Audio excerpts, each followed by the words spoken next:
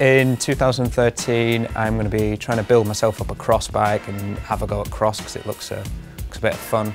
So I'm most looking forward to disc brakes for cross bikes. I know they're out and about at the moment, but I suppose over the next year they're going to become more prevalent as they are potentially on road bikes. So the product I'm most looking forward to in 2013, if it arrives, is the Fast Forward Ghost wheel set. It's been delayed a couple of times. Really, we need to cut Fast Forward some slack for that because what they're attempting is kind of a new concept of wheel structure.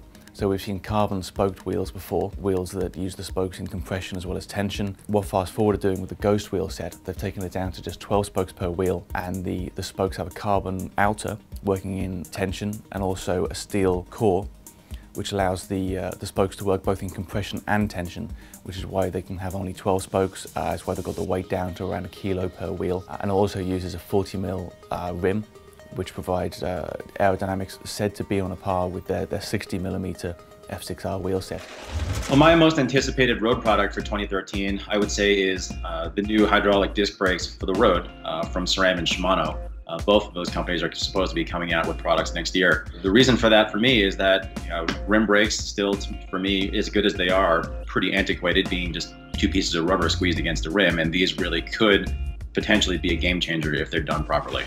The product that I'm most looking forward to using is the new Garmin Edge GPS cycle computer. We can't tell you about it just yet, but it won't be long now until they officially release it, and when that happens we'll have a full review and rundown of it. From what I've seen of it so far, they've really thought about their users and how they want to involve them a bit more with their own products, but also get them out on the bike more and enjoying their performance and their riding in general. It's not strictly a product, but in terms of anticipation for 2013, I think the Bradley Wiggins sponsored Dream Team Pro Cycling will be ones to watch. He's got a great lineup of female pros, and they're not all of them British, so I think it would be really interesting to see what they can do come the start of the season.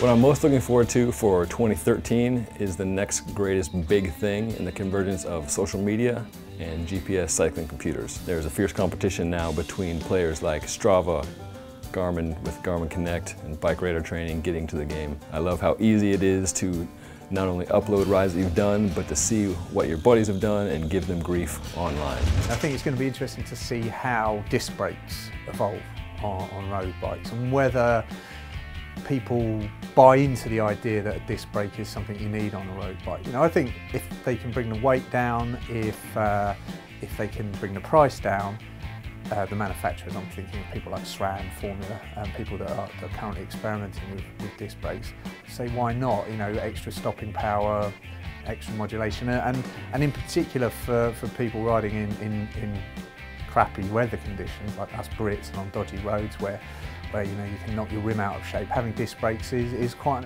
an appealing thing.